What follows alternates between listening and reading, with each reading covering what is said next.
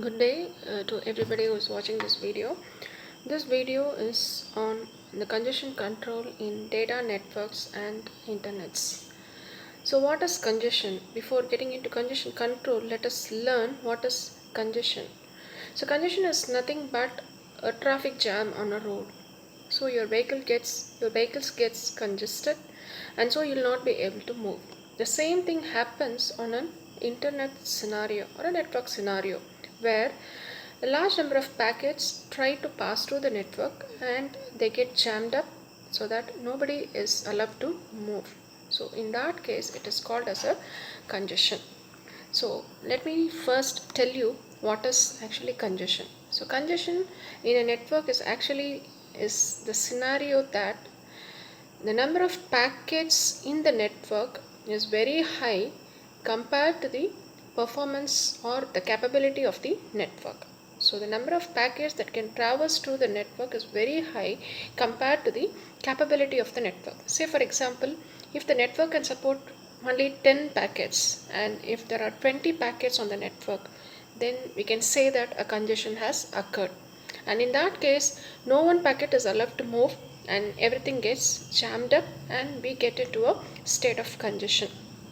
So naturally what we need to do, we'll have to clear up the congestion. So how are we going to control this congestion? So rather than getting a congestion and then clearing it up, it's always better to control the congestion even before it occurs. We all know prevention is always better than cure. So what you have to do, you have to control the congestion even before it occurs.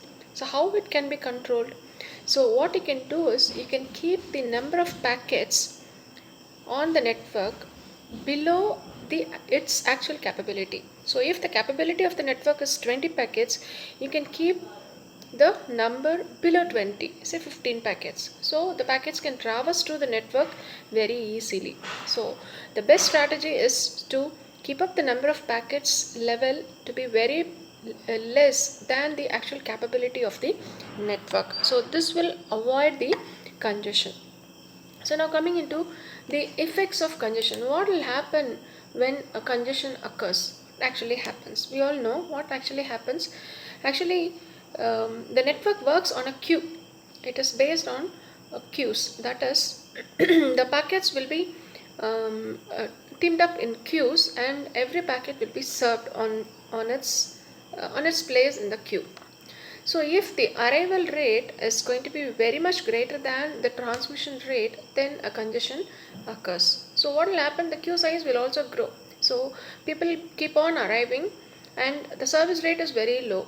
Only one person is served in 1 minute and number of persons arriving in 1 minute becomes 10. Okay, what will happen? The queue will become big. So the queue size grows without bound, and so naturally the service time also gets high, and so the packet delay goes to infinity. So this is the case where the congestion actually occurs.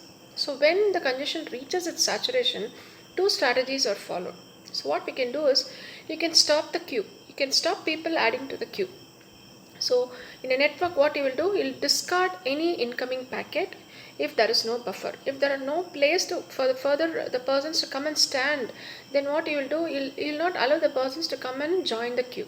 The same thing happens in the network. When there is no buffer available, you will discard any incoming packets that comes and adds on to the queue. So this is the first strategy. And the second strategy is that the saturated node, that is the node which is suffering out of this congestion, it will exercise a flow control on its neighbors. What it will do, it will make its neighbor to slow down or it will just try to speed up.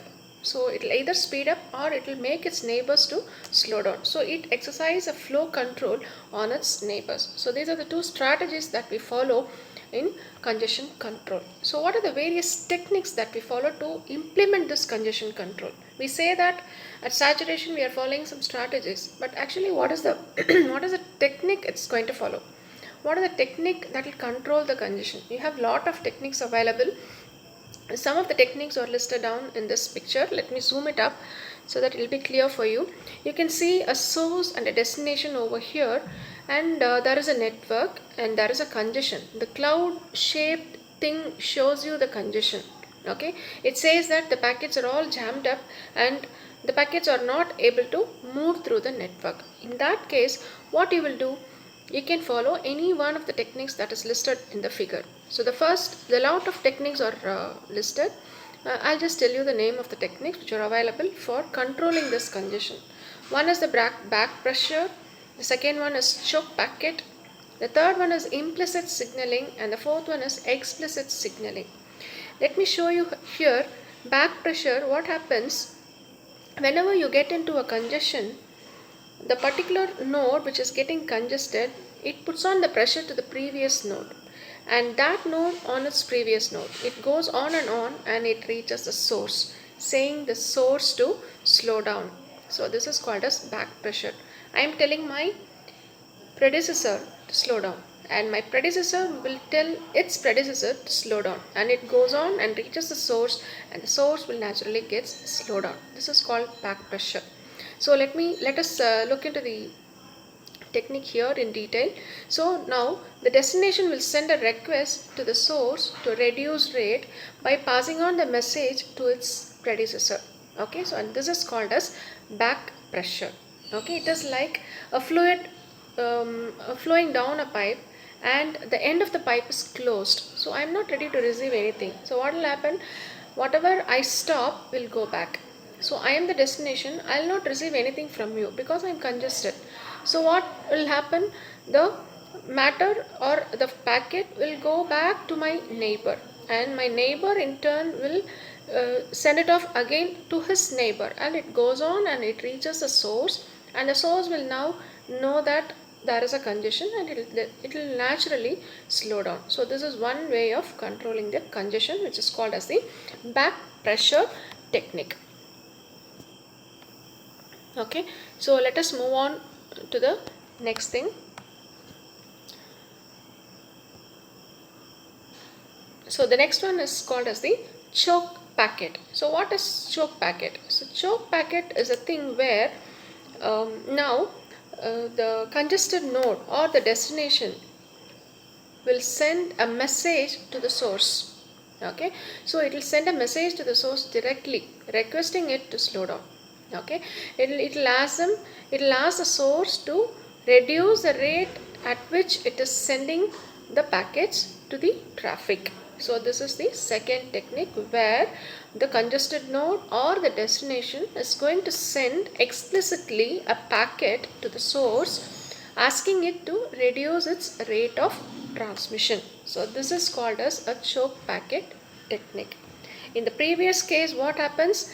I'll stop accepting the packet, and it puts a pressure on my neighbor, and my neighbor puts up the same pressure on its neighbor, and it goes on and it reaches the source, and the source will slow down. So that is called as the back pressure.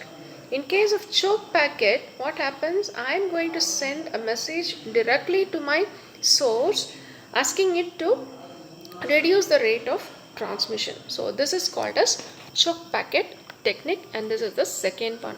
And the third one is the implicit congestion signaling. What do you mean by implicit congestion signaling?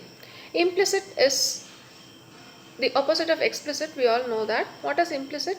Without even saying it directly, the source will by itself come to know something is wrong with the network, or a congestion has occurred in the network. If such a kind of signal is sent to the source, then it is called as implicit congestion signaling. How will the source come to know there is a congestion?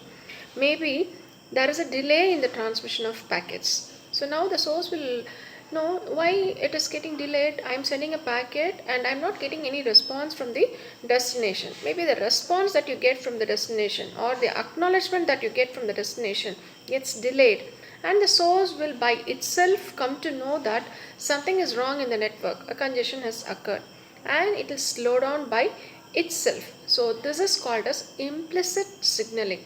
Without even somebody saying, you by yourself come to know that a congestion has occurred and you reduce the rate of transmission. This is called as implicit congestion signaling. Or the source will now come to know that the packets it is sending are discarded.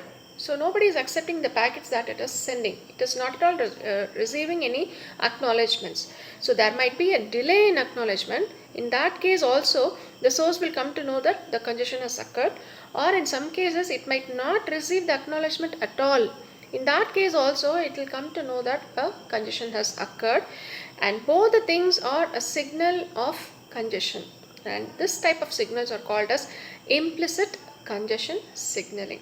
And so the source will detect the congestion either from the transmission delays or from the discarded packets. The packets are either discarded or it is transmitted in a delayed pattern. In both the cases, the source will come to know by itself that something is wrong and a congestion has occurred, and it will reduce its rate of transmission. This is called as implicit congestion signaling.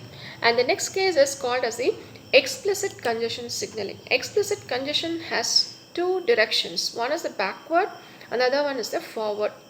What do you mean by backward? Explicit is the opposite of implicit, we all know. What do you mean by explicit? When you say something directly, it's called as explicit. And in this case, what we are going to do is, either the destination is going to tell directly to the source that there is a congestion and so slow down your speed, or either the source will tell the destination that there is a congestion and increase your speed, or I'll be sending it slowly. So both the things can happen. So this is called as explicit congestion signaling. So I am going to send a signal to my destination saying that a congestion has occurred, or the destination will send to me, that is the source, saying that a congestion has occurred directly by through a message. Okay, so that is called as explicit congestion signaling. So what do you mean by backward and what do you mean by forward? So backward is where the destination is going to notify the source. If the destination is going to notify the source that a congestion has occurred, it is called as backward congestion signaling. But this is applicable only if traffic is allowed in both the directions, even in the opposite direction. If you have a duplex channel, okay, so in that case, what will happen? You can send packets in both the directions. Only in that case, this backward congestion signaling is possible. Okay, so how do you send the message? How a message is sent from the destination to the source? This message, that is a signal message, how it is sent? Signal messages are sent either as a separate packets. Signal is sent explicitly. Say the packet a dedicated packet will be sent to the source, and this packet will have the message that congestion has occurred. So this is a dedicated packet for intimating the congestion. This is possible. And one more thing is that when the data packets are sent, along with the data packet, some of its bits are altered, and this altered bits will intimate the source that the congestion has occurred. So there are two ways, either through explicit packets or by altering the bits of the data packets. You can send an information from the destination to the source. This is backward congestion signaling. And the next is the forward congestion signaling, where the destination is notified either from the source or from the router in between, and it is applicable in case of traffic in one direction even, right? Even if the traffic is in one direction, you will be able to intimate it to the destination. So here again, the forward information is transmitted either as a separate packet or by altering the bits in the data packet. Either of them is possible in the forward explicit congestion signaling. And we now have said that a message is sent. Okay, a message is sent either from the source to the destination or from the destination to the source. So how does this message is built? How this message is built? This message could come under three categories: binary, credit based, or rate based. So what is a binary? So when you want to send a message either from source to the destination or from the destination to the source, you can send it as a bit. Okay, so a bit is, whenever a bit is indicated to represent a congested node, then it is called as a binary signal. Okay, and when the source receives this binary indication, it automatically reduces its traffic flow, either the source or the destination, both of them. Okay, so you are going to send the message in the form of a bit. So this is called as binary category. And the next category is based on the credits. So credits says that how much packets the source is allowed to transmit as of the condition now prevailing in the network. If the network is getting congested, right? Suppose if the network is capable of 10 packets and it is congested somewhere, what you will do is you will send a message to the source saying that please send only 2 packets now. Even though the capability is 10 packets, you will say the source that send 2 packets. So you will be telling the source how many packets it could be able to transmit as of the condition now prevailing in the network. So this is the category called as credit based category.